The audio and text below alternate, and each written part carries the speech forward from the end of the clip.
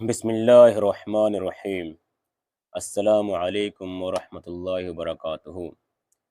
لوط علیہ السلام سیدنا ابراہیم علیہ السلام کے بھتیجے تھے۔ سیدنا لوط علیہ السلام کے باپ کا نام حاران تھا، جو طارق یعنی آزر کے بیٹے تھے۔ اللہ تعالیٰ نے لوط علیہ السلام کا پورے قرآن میں 27 بار ذکر کیا ہے۔ یہ ذکر 14 صورتوں میں متفرق مقامات پر آیا ہے۔ آپ کے والد آپ کے بچپن ہی میں فوت ہو گئے تھے، اس لیے آپ نے اپنے دادا آجر کے گھر اپنے چاچا ابراہیم علیہ السلام کے یہاں پرورش پائی تھی۔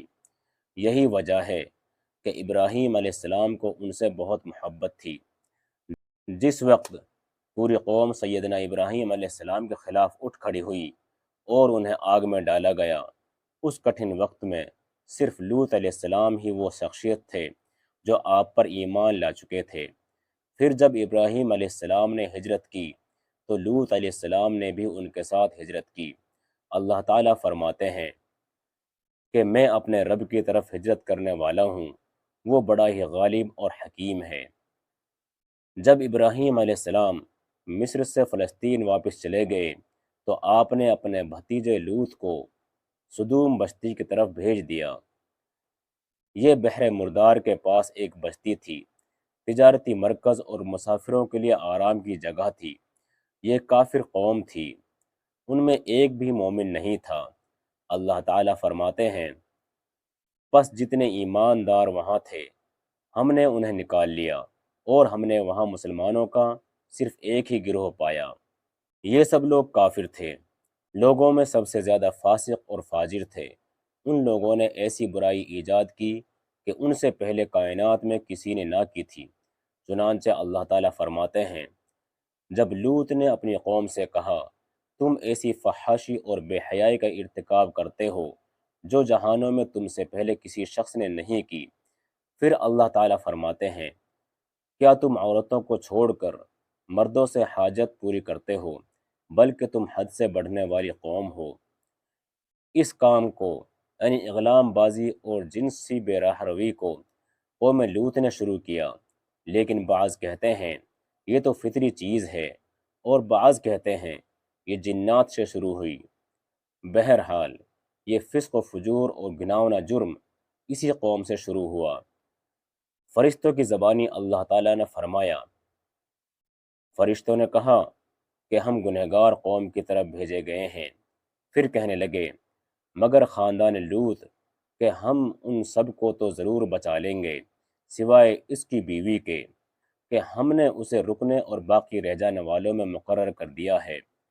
اسی طرح لوط علیہ السلام نے ان سے کہا، کیا تم جہان والوں میں سے مردوں کے ساتھ شہوت رانی کرتے ہو، اور تمہاری جن عورتوں کو اللہ نے تمہارا جوڑ بنایا ہے ان کو چھوڑ دیتے ہو، بلکہ تم ہو ہی حد سے گزر جانے والے۔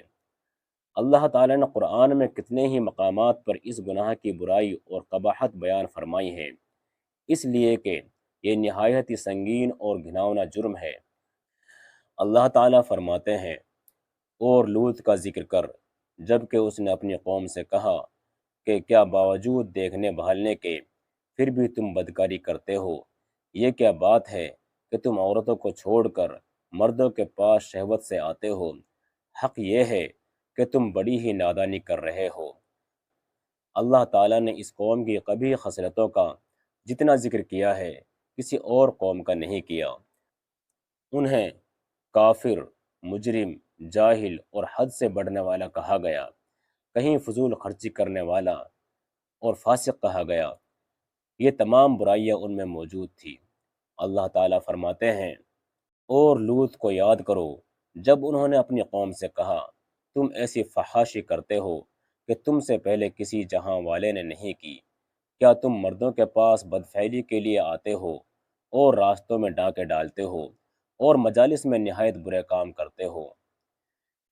یہ لوگ اس قدر خبیث تھے کہ بھری مجلس میں برے برے کام کرتے تھے۔ مثلاً سب کی موجودگی میں زوردار آواز کے ساتھ ہوا خارج کرتے، پھر اپنے اس حرکت پر ہنستے۔ غرض یہ کہ برائی کی تمام صفات ان میں موجود تھی۔ لوط علیہ السلام پھر بھی انہیں سمجھاتے رہے، لیکن وہ جھٹلاتے ہی رہے۔ اللہ تعالیٰ فرماتے ہیں، قوم لوط نے پیغمبروں کو جھٹلایا، جبکہ ان کے بھائی لوط نے ان سے کہا کہ تم اللہ کا خوف نہیں رکھتے، میں بلا شبہ تمہاری طرف امانت والا پیغمبر ہوں، اللہ سے ڈرو اور میری اطاعت کرو، اور اس کام پر میں تم سے کوئی اجرت اور مزدوری نہیں چاہتا، میرا اجر تو صرف اور صرف جہانوں کے پالنے والے کے ذمے ہے۔ انبیاء کا تو مشن ہی یہ ہوتا ہے کہ تبلیغ کرتے رہیں، لہٰذا لوط علیہ السلام دعوت دیتے رہے، لیکن دعوت کے نتیجے میں قوم کا رد عمل کیا تھا، اللہ نے اس کا بھی ذکر کیا ہے۔ پس اس کی قوم کا جواب یہی ہوتا کہ اللہ کا عذاب لے آ اگر تو سچا ہے۔ اسلام دشمن اور کافر قوموں کا جواب یہی ہوتا ہے۔ قوم عاد اور قوم سمود نے بھی یہی جواب دیا تھا۔ دوسری آیت میں ہے، لوط نے انہیں ہماری پکڑ سے ڈرایا، یعنی انہوں نے کہا، اے قوم، اللہ کی پکڑ سے اور عذاب سے بچ جاؤ، محتاط ہو جاؤ، اس کی لاٹھی بے آواز ہے، لیکن وہ ڈرانے والوں سے بھی جھگڑتے ہی رہے۔ ایک اور آیت میں اللہ فرماتے ہیں، اور ان کی قوم سے کوئی جواب نہ بن پڑا بجز اس کے کہ آپس میں کہنے لگے کہ ان لوگوں کو اپنی بستی سے نکال دو، یہ پاک باز بننے کی کوشش کرتے ہیں، کیونکہ یہ سب کے سب لوگ فحاشی، عریانی، بے حیائی، بے غیرتی، فسق و فجور اور بدکاری میں مصروف تھے۔ ان کے نزدیک پاکیزگی اختیار کرنا بے معنی کام بن چکا تھا۔ لوط علیہ السلام اور ان کی بیٹیوں کے علاوہ کوئی شخص پاک نہ تھا، سب کے سب غلاظت میں ڈوبے ہوئے تھے۔ چنانچہ انہوں نے لوط علیہ السلام کو اپنی بستی سے نکال باہر کرنے کا فیصلہ کیا، کہنے لگے، اے لوط، اگر تو اپنے اس وعظ و نصیحت سے باز نہ آیا تو ضرور تجھے نکال دیا جائے گا۔ اس پر لوط نے فرمایا، میں بھی تمہارے اس گھناؤنے عمل سے بیزار ہو چکا ہوں۔ چنانچہ لوط علیہ السلام اس موقع پر وہاں سے نکل آئے اور اپنے رب سے یوں دعا گو ہوئے، اے میرے پروردگار، مجھے اور میرے اہل کو ان کے عمل سے بچا لے اور نجات عطا فرما۔ کتنی ہی آیات میں ہے کہ ان لوگوں نے لوط علیہ السلام کو بستی سے نکالنے کا عزم کر رکھا تھا، اور لوط علیہ السلام اس پوری بستی میں بے یار و مددگار تھے۔ وہاں ان کا کوئی خاندان تو تھا نہیں، لہٰذا گھر میں ہی بیٹھے رہے، دعا کرتے رہے،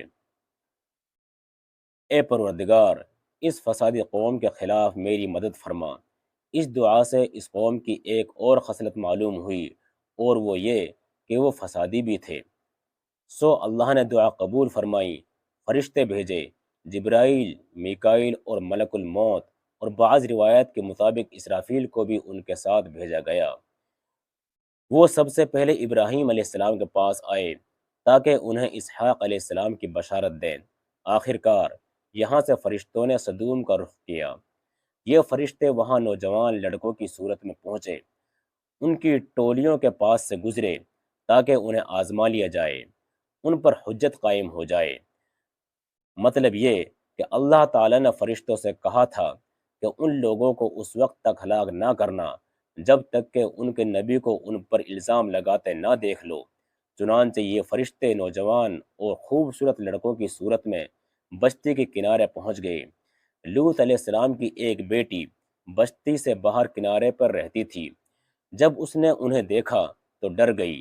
اس نے سوچا، ہماری قوم کے لوگوں نے اگر انہیں دیکھ لیا تو ضرور ان سے برائی کر کے رہیں گے، اس لیے وہ اپنے والد لوط علیہ السلام کی طرف دوڑی۔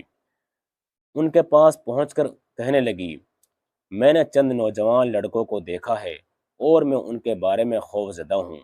لوط علیہ السلام جلدی سے ان کی طرف آئے، ان سے پوچھا، آپ کیسے آئے ہیں؟ انہوں نے بتایا کہ ہم آپ کے مہمان ہیں۔ لوط علیہ السلام چاہتے تھے انہیں باہر سے ہی دوسری طرف روانہ کر دیں، لیکن جب انہوں نے کہا کہ ہم مہمان ہیں تو وہ انہیں جانے کے لیے نہ کہہ سکے۔ چنانچہ ان سے بولے، اللہ کی قسم، زمین کی پشت پر اس سے خبیث اور گندی قوم ہم نے نہیں دیکھی، اور نہ ہی کسی کے بارے میں ایسا معلوم ہوا۔ آپ نے 2 بارہ، 6 بارہ اور پھر چوتھی بار بھی ان سے یہی بات کہی تاکہ ان نوجوانوں کو حالات کا علم ہو جائے اور وہ بھانپ لیں، لیکن وہ تو فرشتے تھے۔ وہ لوط علیہ السلام کی قوم کے خلاف گواہی تلاش کر رہے تھے۔ آخر لوط علیہ السلام انہیں اپنے گھر لے آئے، انہیں بٹھایا۔ لوط علیہ السلام کی بیوی کافر تھی اور وہ قوم کے ساتھ تھی۔ وہ باہر گئی اور اس نے لوگوں کو بتایا کہ اس نے لوط علیہ السلام کے گھر میں ایسے خوبصورت چہروں والے نوجوان دیکھے ہیں کہ زمین پر آج تک ان جیسے کہیں نظر نہ آئے۔ یہ سنتے ہی وہ سب لوگ لوط علیہ السلام کے گھر کی طرف لپکے۔ قرآن کریم میں آتا ہے، لوگ جلدی سے اس کی طرف لپکے اور وہ اس سے پہلے فحاشی کے عادی بن چکے تھے۔ ایک جگہ الفاظ ہیں، شہر کے لوگ خوش ہوتے ہوئے آئے۔ وہ اس حد تک فاسق اور فاجر بن چکے تھے کہ خوش ہوتے ہوئے وہاں آئے تاکہ ان خوبصورت لڑکوں سے لذت حاصل کر سکیں۔ یہ گھر کے سامنے پہنچ گئے تو لوط علیہ السلام انہیں روکنے کے لیے گھر سے نکلے اور انہوں نے فرمایا، اے میری قوم، تمہاری خواہش کے لیے میری بیٹیاں موجود ہیں، یعنی قوم کی عورتیں موجود ہیں۔ نبی قوم کا باپ ہوتا ہے، اس کی بیویاں قوم کی مائیں ہوتی ہیں اور قوم کی عورتیں اس کی بیٹیاں ہوتی ہیں، جیسا کہ سورہ ہود میں آتا ہے۔ کہنے لگے، اے میری قوم، میری یہ بیٹیاں تمہارے لیے پاکیزگی کا باعث ہیں، لہٰذا اللہ سے ڈرو اور مجھے میرے مہمانوں کے بارے میں رسوا نہ کرو۔ کیا تم میں کوئی بھلا شخص موجود نہیں؟ آپ کی بات کے جواب میں انہوں نے کیا جواب دیا؟ قرآن مجید میں آتا ہے، کہنے لگے، لوط، تو جانتا ہے تیری بیٹیوں یعنی قوم کی عورتوں سے ہمیں کوئی سروکار نہیں، ہم جو چاہتے ہیں تمہیں خوب معلوم ہے۔ لوط کہنے لگے، کاش میرے پاس کوئی قوت ہوتی یا میں کسی مضبوط پناہ میں ہوتا۔ لوط علیہ السلام کے پاس کچھ بھی تو نہیں تھا، صرف اپنی بیٹیاں تھیں جو ان پر ایمان لائی تھی، یہاں تک کہ ان کی بیوی بھی کافر تھی۔ بخاری اور مسلم کی روایت ہے، نبی کریم صلی اللہ علیہ وسلم نے ارشاد فرمایا کہ اللہ تعالیٰ لوط پر رحم فرمائے، وہ اللہ تعالیٰ کی طرف پناہ لیتے تھے۔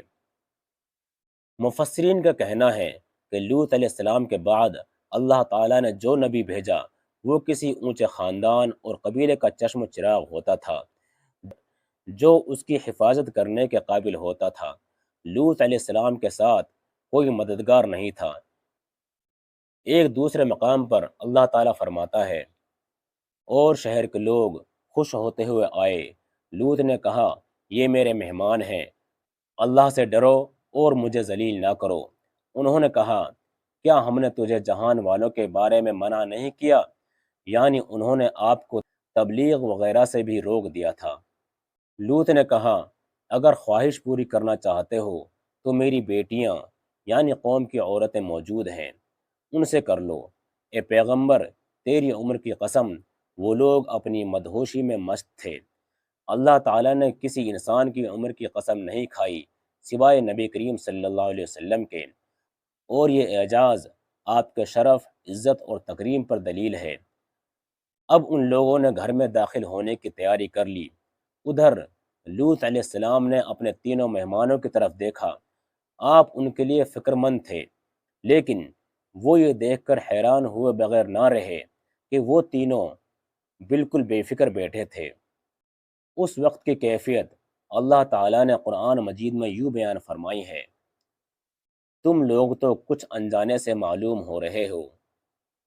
اس پر وہ کہنے لگے، ہم تو تیرے پاس وہ فیصلہ لائے ہیں جس میں اس قوم کو شک تھا، ہم تیرے پاس حق لے کر آ چکے ہیں اور بے شک ہم سچے ہیں۔ سورۃ العنکبوت میں اللہ تعالیٰ فرماتے ہیں، فرشتوں نے کہا، اے لوط، نہ ڈر اور غم نہ کھا، یقیناً ہم تجھے اور تیرے اہل کو سوائے تیری بیوی کے نجات دیں گے، وہ پیچھے رہ جانے والوں میں سے ہوگی۔